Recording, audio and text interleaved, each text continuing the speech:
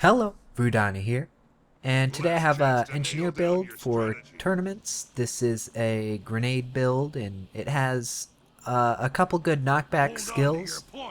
One thing about engineer and tournaments is they do not have very many options for stability, so I kind of went the other route with their knockbacks. A lot of people will use the big bomb ability, whatever it's called. The bomb kit has a gadget that will put a massive knockback bomb, and that's good for point defense, but this build is more for killing people on points, not necessarily keeping them off, although it does have some skills for countering stomps.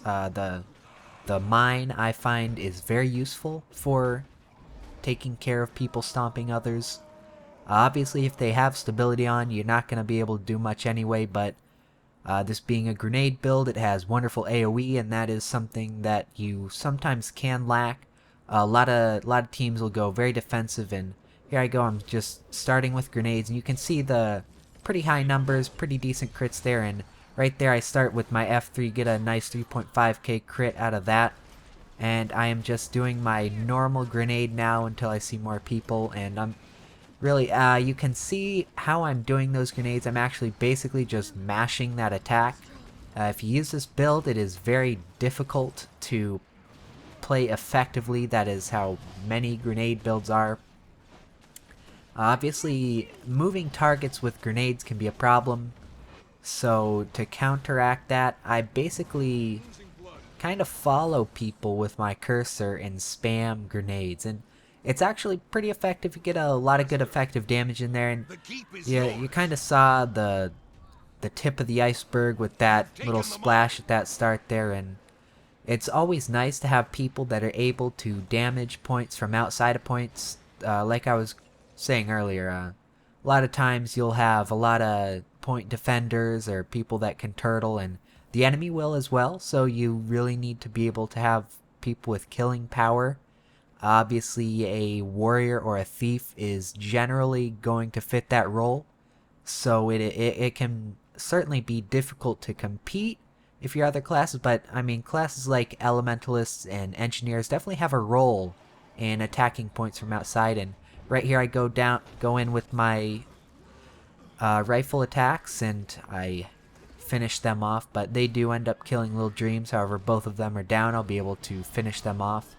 Another good thing about this build, it is very high crit damage, so the jump shot into blunderbuss into overcharge shot, that thing still works quite nicely. You got the really good immobilize on your net shot, and you actually can use that. I believe I'll do it here, and I'm going to go right in on this warrior, hit him with a net shot. Does miss, but I hit him a little bit with the F3, and this guy is a little bit slow. Knock him back with that overcharge shot, going in with normal damage, and hit him with the net shot, and yeah, the blunderbuss ended up finishing him off there. And you can kind of see why this start of this three-part series was a little bit quick.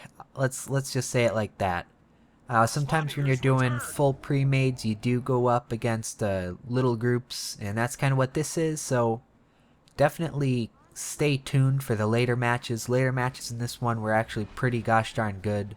I believe the finisher was quite excellent, and one thing I do have to say about finishing with this build is holy crap, were my fingers tired. You really have to mash those buttons like crazy, and right there you saw bit of the burst on that guy, got some nice crits, and had him controlled pretty much the whole time.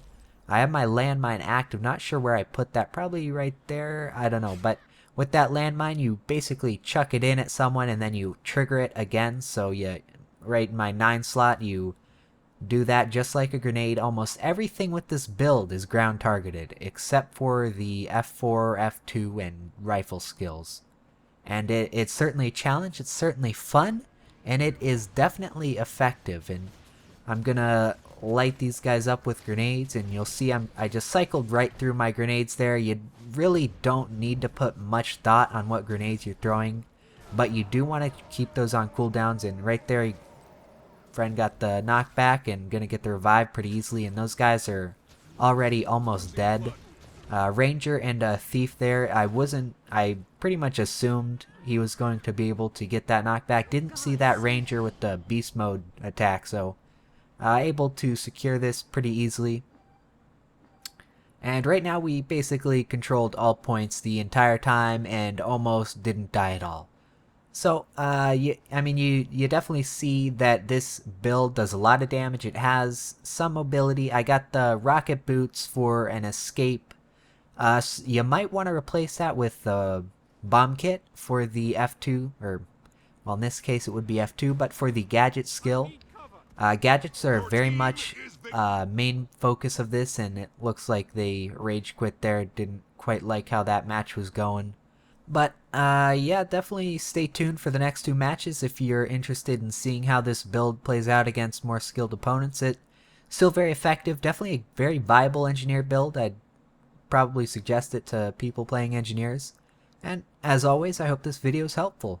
If you have any suggestions on improving this build, feel free to let me know. The engineer is definitely a tricky class to be effective with, but I find this is a pretty good build to start out with. And thanks for watching.